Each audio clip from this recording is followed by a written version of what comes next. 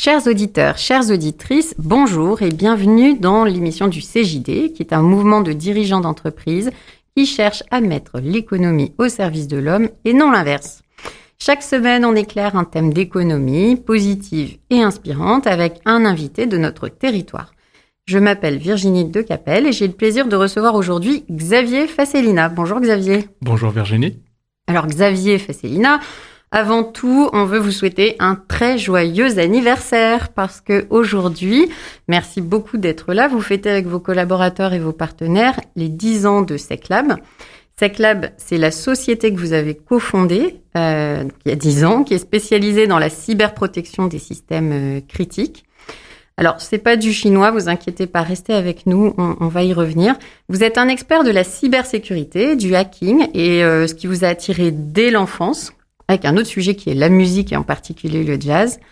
Vous êtes autodidacte, serial entrepreneur, vous avez déjà créé 2 entreprises au service de la protection de la France et des Français.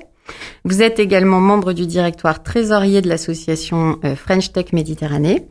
Et si l'on en croit les commentaires sur LinkedIn, on vante vos qualités d'entrepreneur, votre souci de la qualité, de l'efficacité, votre rire franc aussi, j'espère qu'on va le découvrir, et votre recherche permanente de solutions, mais pas n'importe lesquelles, des solutions simples, ce qui n'est pas simple. Vous en avez même fait l'objet d'une conférence qui s'appelle « La simplicité dans la gestion de situations complexes », et c'est de ça dont on va parler tout de suite avec vous. Alors juste avant, un rapide tac au tac, c'est notre habitude dans cette émission, c'est juste pour se mettre en jambes. Alors Xavier Fasselina, digital addict ou digital detox? Digital detox. Virtuel ou physique? Physique. En prise ou lâcher prise? Lâcher prise. Alors là, je sais que c'est un choix difficile pour vous. Wargame ou retour vers le futur? Wargame. Ah, quand même. Et votre pourcentage de batterie, là, comme ça, au tout début de cette émission? 98. Ah, on va essayer de faire naître les 2% manquants. Alors, la cybersécurité, c'est un peu votre dada, si on peut appeler ça comme ça. Ça fait un peu peur, c'est parfois un peu obscur. Est-ce que vous pouvez nous expliquer ce que c'est, ce que ça veut dire exactement? Oui, alors, la cybersécurité, c'est lié bien sûr à l'informatique et au digital. C'est le mot cyber vient de là, c'est tout ce qui est informatique, digital, robotique. La sécurité, a priori, tout le monde comprend. Pour le comprendre assez facilement, je vais le rapporter à un autre domaine qu'on connaît bien, qui est l'aviation. L'aviation, c'est aussi un domaine assez récent, donc il n'y a pas si longtemps, on ne savait pas voler. Quand on a commencé à essayer de voler, on essayait de décoller, de faire quelques mètres. La sécurité des pilotes n'était pas la priorité. Les frères Wright ont carrément eu des multiples fractures sur les atterrissages. Donc voilà. Ensuite, on a réussi à voler, on s'est posé la question de comment atterrir. Et avec la maturité du métier, la sécurité aéronautique est arrivée. On s'est dit, il faut quand même réussir à faire atterrir les avions sans tuer les gens. Et puis maintenant, je dirais plus une question, c'est faux. C'est au cœur des préoccupations, mais ça a complètement intégré le métier de l'aéronautique. C'est-à-dire que c'est plus un métier à côté. C'est-à-dire l'aéronautique, c'est un aéronautique sécurisé. Voilà. L'informatique, c'est un domaine un petit peu plus jeune que l'aéronautique. Donc, on en est encore au stade où la sécurité est un métier séparé. C'est-à-dire qu'il y a l'informatique et il y a une discipline qui vise à la sécuriser. Voilà. Et dans quelques années ou dizaines d'années, la sécurité informatique, donc la cybersécurité, sera probablement complètement intégrée dans les métiers du digital. D'accord, oui, on ne parlera même plus de cybersécurité, ça fera partie du standard de base de l'utilisation des outils oui, tout à fait. virtuels. J'ai tendance à dire que de l'informatique cybersécure, finalement, c'est de l'informatique bien faite. Et alors, qu'est-ce qui nous manque pour passer à cette étape-là, justement Il nous manque, il va falloir rattraper des choses, en fait, parce que... on est déjà en retard encore. Non, c'est pas du retard. Je vois plus ça comme une sorte d'avance. J'ai encore l'image de ces aviateurs qui se lançaient. L'innovation, il faut tout essayer. Voilà. Donc, dans l'informatique, c'est pareil. On a fait feu de tout bois pour développer des choses, développer des systèmes, des réseaux. Et simplement, maintenant qu'il y a beaucoup de diversité, beaucoup d'interconnexions, tout va très vite. On digitalise le monde, d'ailleurs, peut-être un peu rapidement. Il y a des choses à rattraper, c'est tout simplement la réflexion de dire, ah oui, est-ce que ça, c'est vraiment sécurisé? Est-ce que ça, c'est sécurisable? Qu'est-ce qu'il faudrait faire à la place? Qu'est-ce qu'il faudrait mettre en place? Donc voilà, il faut rattraper en quelque sorte tout ce qui est parti un petit peu dans tous les sens, ce qui est le propre de l'innovation, et d'amener ça dans une démarche un peu plus industrielle. Alors, quand on parle de sécuriser, on se sécurise, ça veut dire on se protège contre quoi exactement? Oui, alors là, il y a un panel très très très très large, beaucoup plus large que dans l'aviation pour le coup. L'aviation, on voit bien le problème. Ce qu'il y a, c'est que l'informatique et le digital, c'est présent partout, à tous les niveaux de notre vie. On en met un peu partout. Et en fait, partout où c'est présent, il y a des risques en face. Donc au niveau d'une personne, peut-être la sécurité de ses données, de sa vie privée. Sur l'enfance ou les adolescents, il y a des cas de cyberharcèlement. Donc c'est un harcèlement, finalement, c'est jamais que du harcèlement. Mais par le canal de choses cyber qui passent un petit peu sous le radar de l'école et des parents, souvent. Pour une entreprise, il y a le risque de vol de données, le risque de sabotage. Pour une nation, il y a aussi le risque de sabotage, d'attaquer des infrastructures nationales. Au niveau des armées, maintenant, il faut aussi protéger, je dirais que, c'est pas un bateau. Il y a aussi de l'informatique dans un bateau maintenant de guerre. Donc il faut aussi protéger ces parties-là. Envoyer un missile n'est plus la seule manière de mettre à mal un équipement militaire. Donc voilà, partout où il y a du digital, il y a un risque en face. Et la cybersécurité, c'est pour ça que c'est un métier finalement très très très vaste. Personne n'est expert de l'ensemble de ces métiers que je viens de décrire. Et alors, dans ce que vous venez de décrire, vous avez déjà trempé un peu dans tout ça avec vos expériences précédentes. Est-ce que vous avez une histoire, alors sans dévoiler de secret défense, on est d'accord, mais quelque chose qui vous a marqué et qui vous a fait prendre conscience de l'enjeu de la cybersécurité? Alors je vais répondre déjà, mais sans effectivement donner trop de choses. Bon, il y a eu effectivement, peut-être le fait le plus marquant, était la fois où dans une cellule de crise cyber, j'ai souvent été dans des cellules de crise cyber, donc c'est-à-dire qu'il y a une attaque en cours, un piratage ou une suspicion d'attaque, et donc on réunit des experts qui sont mobilisés pour essayer de voir ce qui se passe et enquêter. À chaque fois, ça va être des attaques bien sûr cyber, donc digitales, sur des infrastructures digitales. Donc on essayait de voler des données, éteindre un serveur, etc. Donc ça, je connaissais par cœur. La première fois où j'ai été mobilisé sur une cellule de crise et où j'ai découvert que l'infrastructure qui était visée était une infrastructure qui n'était pas digitale, mais une infrastructure du monde réel, là, oui, il y a eu un déclic. Je me suis dit, ça y est, on a passé le cap. On a passé un cap qu'on ne voyait que dans les films de science-fiction. On a réuni les deux mondes. On a vraiment interconnecté le monde physique au monde digital. Et ça y est, on est à risque au niveau du monde physique de par des cyberattaques. Voilà, il y avait un film, c'était Die Hard 4, qui mettait un petit peu ça en avant. Donc voilà, ça y est, on y est clairement. Parce que justement, vous dites, on est, tout ce qui est virtuel finalement est physique. Concrètement, c'est quoi physiquement? En fait, donc ce que j'appelle physique, c'est un objet tangible qu'on peut attraper, qu'on peut frapper. donc par exemple, une voiture, c'est un objet. Une voiture connectée, c'est un objet qui est relié au digital. Donc tout ça, ça rentre dans cet objet, rentre exactement dans ce besoin de sécurisation. Dans ce besoin de sécurisation. Alors, tout ce qui est digital a besoin de cybersécurité. Tant qu'on est du digital vers digital, donc je sais pas, les réseaux sociaux, vos emails, etc., c'est de la cybersécurité, 100% digital.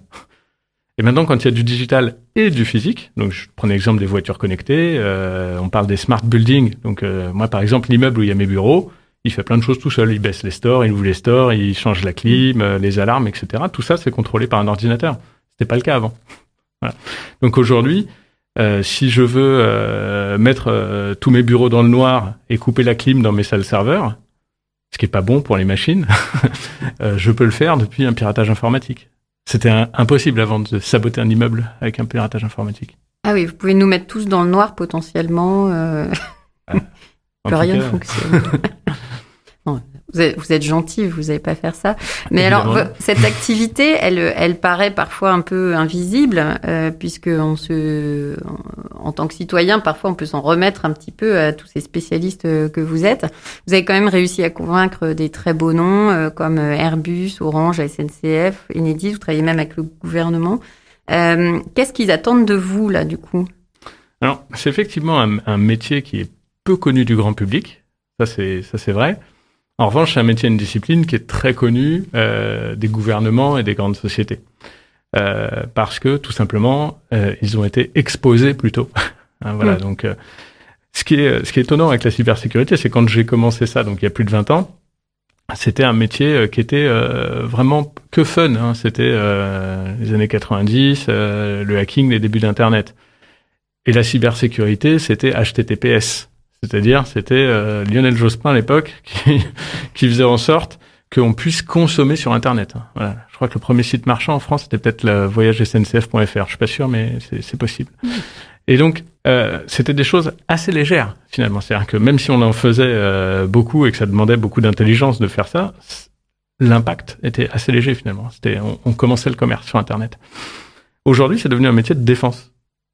C'est-à-dire que, par certains aspects, c'est vraiment de la défense nationale. Il y a d'ailleurs le terme cyberdéfense existe. Il y a des bataillons cybermilitaires. Donc je dis ça parce que ce métier qui est encore peu connu du grand public, c'est justement des gouvernements et des grandes sociétés qui est connu. Voilà. Donc ces gouvernements et ces sociétés, ce qu'ils demandent à l'ensemble des experts, c'est de venir les aider à se protéger sur le front cyber. Voilà. D'accord. Alors, tout ce que vous nous racontez, quelle est un peu la différence? Est-ce que c'est compliqué? Est-ce que c'est complexe? Quelle est la différence quand vous dites faire simple dans un environnement complexe? Oui, alors ça, c'est vrai que les mots compliqués et complexes, on a tendance à les mélanger dans le vocabulaire courant. Ils sont très différents. Voilà, c'est quelque chose de complexe. C'est quelque chose, je dirais, qui a je vais employer le mot de réel, une réelle complexité intrinsèque, c'est-à-dire qu'en gros, ça va pas être gagné de le simplifier. C'est-à-dire qu'effectivement, il y a plein de paramètres à prendre en compte, il y a plein de données. Donc, si vous devez protéger quelque chose et qu'il y a plein de portes, plein de fenêtres, etc., voilà, vous allez avoir un problème complexe à résoudre. Encore plus s'il y a des données qui changent très rapidement, etc. Donc là, déjà, c'est un sujet à part entière. Après, le mot compliqué, alors moi, quand je l'utilise, j'ai un petit peu plus de réserve avec ça. C'est-à-dire que compliqué, j'estime déjà en général que c'est de la fausse complexité, quoi. C'est-à-dire que quand je dis qu'on a fait d'un problème simple un problème compliqué, c'est qu'on a simplement imbriqué des choses. On se fait des nœuds au cerveau, on rajoute des choses qu'on n'a pas besoin de rajouter, ou on veut régler un problème plus vaste que celui qui est vraiment en face de nous. Voilà. Donc, j'ai beaucoup de respect pour la complexité. Ça, c'est justement des sujets qui sont intéressants à traiter. Très souvent, en cas de crise, en fait, c'est de la complication qu'on voit. C'est-à-dire que les crises sont compliquées parce qu'il y a beaucoup de gens, chacun a un avis sur quelque chose, etc. Et ça, c'est des situations qu'il faut simplifier très rapidement si on veut avoir une chance de les résoudre. D'accord. Alors, on vous définit comme un aficionado de la loi de Pareto. Alors, qu'est-ce que ça veut dire, un aficionado de la loi de Pareto? Alors, je comprends pourquoi c'est pas volé, je pense. Voilà, bon, alors la loi de Pareto, c'est une loi qui est très très très connue de tout le monde. Je pense de tous les auditeurs qui sont ici. Tout le monde a certainement dit c'est la loi des 20-80. Voilà. Bon cette loi des 20-80, c'est la loi de Pareto, qui est un économiste italien. Et les 20-80, c'est 20% des causes sont à l'origine de 80% des effets. Mmh. C'est ça que Pareto voulait dire. Alors, c'est utilisé des fois à contresens, mais ce que Pareto voulait dire, c'était ça. Donc, lui, en l'occurrence, il avait observé avec le blé. C'était 20% de ce qui est semé est à l'origine de 80% des récoltes. D'accord. Voilà. Donc, comment je fais pour faire le moins possible pour que ça ait un maximum d'impact? L'idée, c'est que forcément, quand on sait que ça existe, alors même si c'est pas une loi qui est démontrée, elle a un petit peu la tête dure, c'est-à-dire qu'on la constate vraiment dans beaucoup de domaines. Énormément. Vous allez voir, si vous avez une société, très certainement, 20% de vos clients font 80% de vos chiffres d'affaires. Mmh. Et donc, c'est une loi on l'observe assez facilement. Bon, et quand on voit qu'on l'observe, et qu'on est soumis à des problèmes complexes, comme ceux qu'on voit en cybersécurité, on a intérêt à vite trouver les 20% qui vont être à l'origine de 80% du résultat.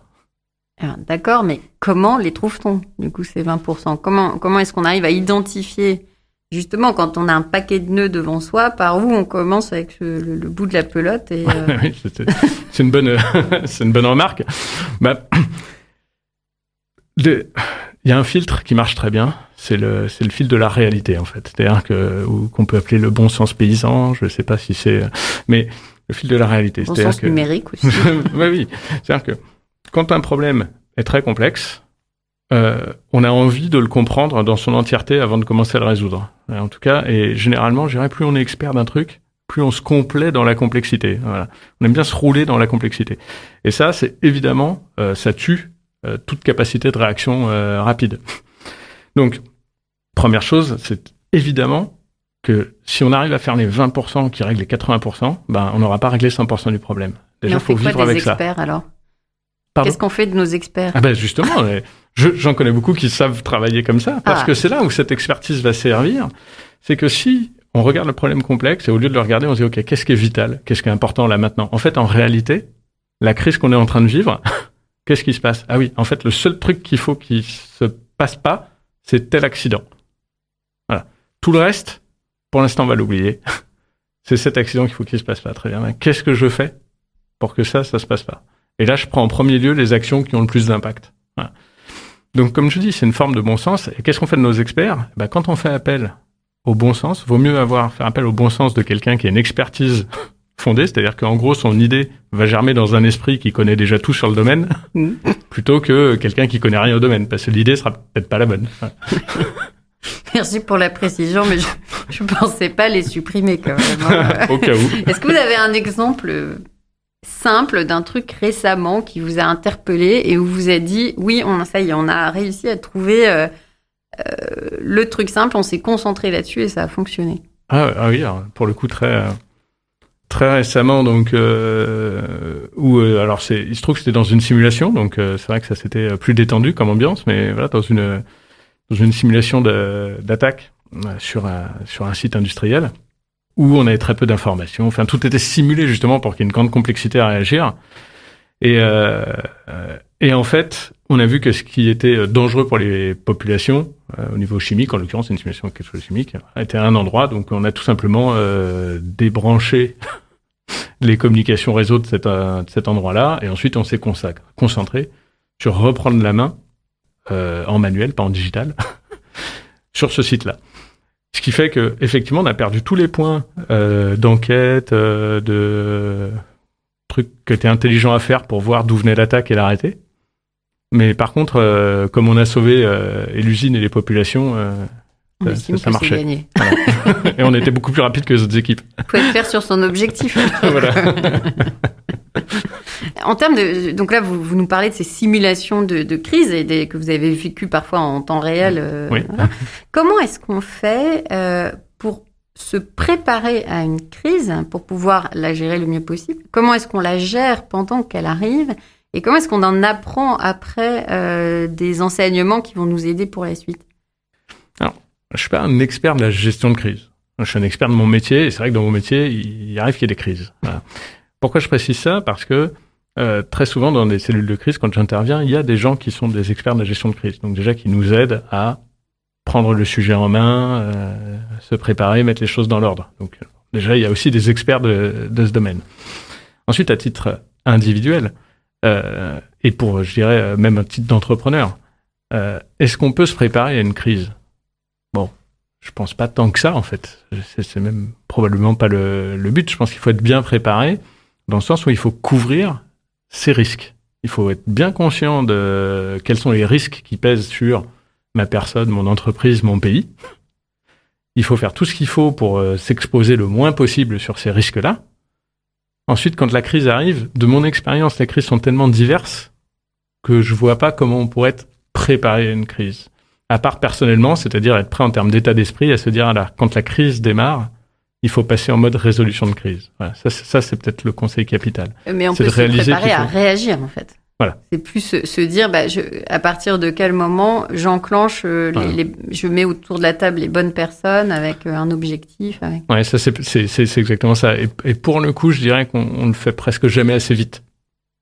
C'est-à-dire qu'on attend il y a ce syndrome de je suis pas encore sûr ou c'est pas encore grave. Non, mais voilà, dès que c'est anormal, ça vaut le coup d'appeler, de signaler. Pour pouvoir effectivement réagir plus vite, être plus vite dans cet état d'esprit de gestion de la crise. Et alors, du coup, pour un dirigeant d'entreprise,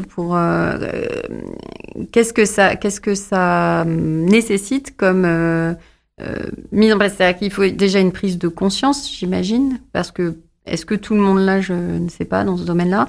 Et ensuite, comment est-ce que on met en place les signaux faibles qui vont permettre de détecter ça et de pas attendre que ce soit grave? C'est une question qui est dure, non pas à répondre, mais qui est dure pour notre réalité. C'est qu'effectivement, il y a un vrai problème de prise de conscience. du niveau de risque qui pèse sur des entreprises du fait de la cybersécurité et de ces cybermenaces. Et ce niveau de risque augmente, d'une part parce qu'il y a de plus en plus d'attaques, c'est-à-dire que en face, le camp adversaire est de plus en plus outillé, de plus en plus fort, de plus en plus entraîné et développe de l'expérience dessus. Et d'autre part, l'entreprise se digitalise de plus en plus. C'est-à-dire qu'aujourd'hui, il n'y a pas une entreprise qui n'a pas ses données sur un ordinateur, généralement sur le cloud, etc. Donc, je dis pas que c'est mal de digitaliser. Je dis que c'est dangereux de pas regarder en face le risque qui pèse. C'est finalement, qu'est-ce qui se passe si je perds tous mes fichiers ? Qu'est-ce qui se passe si mon fichier client passe chez mon concurrent ? Qu'est-ce qui se passe si mon outil de travail industriel est arrêté par un malware ? Voilà. Et donc là, je parle même pas encore des choses qui peuvent produire des accidents, ce qui est plus mon métier, enfin le métier de ma société aujourd'hui. Mais simplement, voilà. Et donc, oui, il y a, je pense, un problème de conscience face à ça. Et même pour les gens qui ont cette conscience, c'est pas évident de prendre le problème par un bout. Comment je fais ? Enfin, voilà. Comment est-ce que je fais ? C'est un petit peu, voilà, c'est ok, je comprends qu'il y a un problème, mais finalement, je suis allé voir des sociétés de cybersécurité, oui, mais laquelle ? Elles sont toutes spécialisées finalement pour soigner une maladie. Et moi, ce que je veux, c'est être en bonne santé. Donc, il va falloir que les entreprises, elles développent aussi cette compétence en interne d'être en bonne santé numérique. De remettre un petit peu aussi, encore une fois, parfois de bon sens, et de savoir qu'on a des sauvegardes qui ne sont pas toutes au même endroit, etc., etc. Donc, il y a un problème de conscience, un problème de c'est pas facile de trouver la bonne réponse. Et donc, après le conseil, il y a quand même, en France, une particularité. On a une agence nationale qui s'appelle l'ANSSI, l'Agence nationale de la sécurité des systèmes d'information, qui est spécialisée pour la protection de la nation en matière de cybersécurité. Et notamment qu'il y a des sites, y compris pour les PME, les TPE, etc. Donc voilà, cybermalveillance.gouv.fr. Absolument à aller voir. C'est un très bon point d'entrée, tout comme le site de l'ANSSI, donc anSSI.gouv.fr, où il y a des guides pour les PME, pour les entreprises, voilà, qui sont accessibles et qui permettent, je dirais, aux dirigeants de prendre un petit peu le sujet en main. Et comment est-ce qu'on fait dans l'entreprise donc le dirigeant peut avoir conscience et peut mettre en place des actions. Avec l'effet Covid, il y a eu de plus en plus de dématérialisation des échanges et du travail en équipe avec le télétravail, etc. Comment est-ce que ça, on peut l'appréhender bien et du point de vue du salarié et du point de vue de l'entreprise ? Le fait est que le Covid nous a donné une grande leçon de dématérialisation, de visioconférence, etc., de partage. Je vais pas brandir le bâton de tout ça c'est mal. Au contraire, enfin, c'est très bien qu'on puisse travailler comme ça et c'est de la fluidité. On a tous montré qu'on était très résilients à une crise comme celle-ci. Donc voilà, ça c'est d'abord une très bonne nouvelle. Le pendant de ça, c'est que d'un coup on a fait exploser les barrières alors je vais parler des documents de l'entreprise, c'est le plus simple dans l'exemple. Les documents de l'entreprise, finalement, qu'est-ce qui est confidentiel, qu'est-ce qui ne l'est pas, qu'est-ce qu'il faut garder dans l'entreprise ou pas. Il y a des questions qu'on ne se posait pas forcément dans certaines entreprises parce que justement, elles avaient des locaux et un réseau informatique. Dès lors qu'il n'y a plus de locaux et de réseau informatique propre, il se trouve qu'il faut se les poser, ces questions. C'est mon document, est-ce qu'il est vraiment confidentiel, est-ce qu'il est interne, est-ce qu'il est public, etc. Et c'est vrai qu'il faudrait, en tout premier lieu, être capable de se dire, je sais faire une réunion visioconférence, mais attention, s'il y a des sujets qui sont des sujets stratégiques pour l'entreprise, je vais utiliser une solution de vidéoconférence sécurisée. Comme quoi, par exemple ? Alors, en France, très facile, Tixeo, Tixeo, c'est d'ailleurs certifié par l'ANSSI, c'est même qualifié par l'ANSSI. Donc, c'est-à-dire, si vous allez sur le site de l'ANSSI, ce qui était le point de tout à l'heure, vous aurez cette adresse. Là, il y a la possibilité de se dire, voilà, puisqu'il y a certaines conversations que je dois avoir, je vais aller vers des solutions de communication certifiées ou qualifiées par l'ANSSI. Donc, je ne vais pas toutes les citer, mais justement, la qualification ANSSI, c'est une recommandation de notre gouvernement de certains outils. Et voilà, ce sont des outils qui sont en général développés en France, avec un bon niveau de sécurité pour protéger la confidentialité des données ou protéger l'intégrité des systèmes, etc., etc. Donc, de même, quand on échange des documents par mail ou sur ces supports-là, il faudrait de nouveau se poser la question de est-ce que ça, je vais le faire par mail, est-ce que je vais le faire même avec un outil sécurisé, ou est-ce que là, ça vaut le coup qu'on se voit ?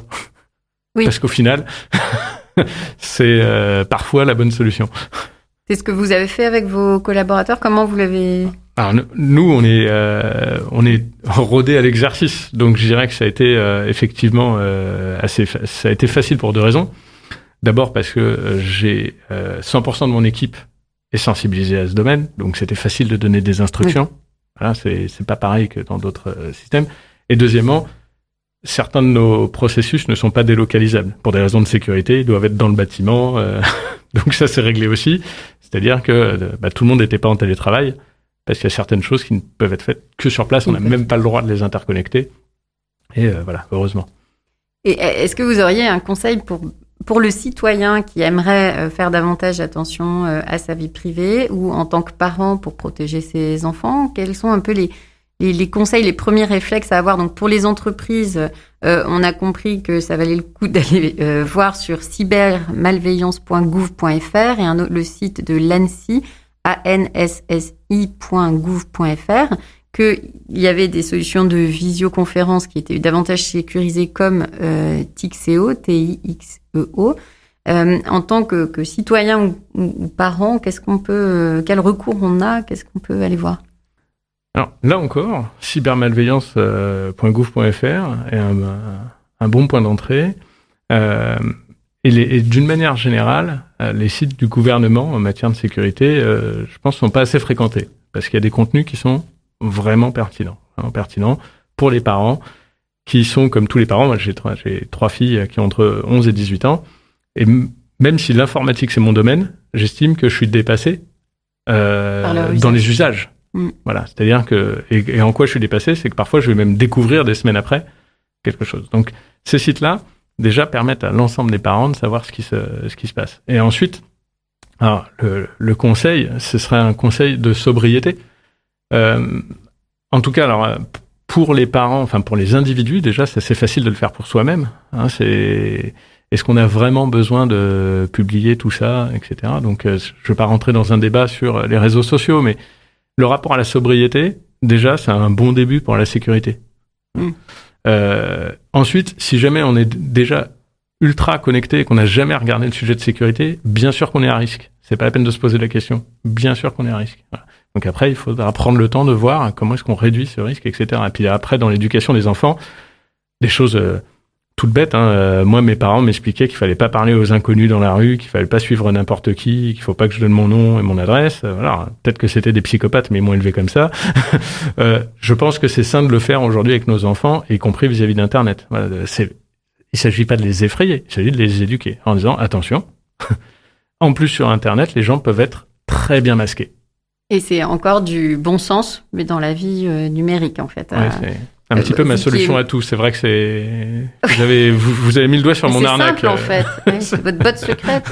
C'est ça. On arrive malheureusement à la fin de cette émission. Xavier Fasselina, est-ce que vous avez un mot de la fin, un conseil, le message, la perle avec laquelle vous voulez que les auditeurs repartent aujourd'hui? Oui, j'ai un mot de la fin. Je voudrais que derrière la cybersécurité, on ne voit pas quelque chose de terne et qui soit nécessairement négatif. Voilà, être en sécurité, c'est quelque chose de positif. C'est un métier fabuleux. Donc déjà, j'invite les jeunes qui nous écoutent ou les parents qui nous écoutent à dire il y a beaucoup de métiers dans la cybersécurité, dans plein de domaines. Allez-y. Et puis voilà, le digital, c'est pas mal, c'est bien, il faut y aller, mais gardons du bon sens. Parfait, merci beaucoup. C'est déjà la fin de cette émission, l'économie au service de l'homme, qui était dédiée à comment faire simple quand c'est complexe, avec un éclairage lié à la cybersécurité. Un grand merci, chers auditeurs. Un merci à Paige et Lucille à la régie, à l'équipe de Radio Clapas et à notre invité, bien sûr, Xavier Fasselina, fondateur de SecLab. Et enfin, à notre mouvement de dirigeants d'entreprise, le CJD, avec qui on éclaire un bout d'économie responsable tous les lundis à 13h en direct du studio de Radio Clapas. Retrouvez les replays sur radioclapas.fr, sur la chaîne YouTube du CJD Montpellier, Spotify, Deezer, etc. Vous pouvez nous contacter sur les pages Facebook ou LinkedIn du CJD Montpellier. On vous dit à la semaine prochaine et d'ici là, prenez soin de vos proches et de vous.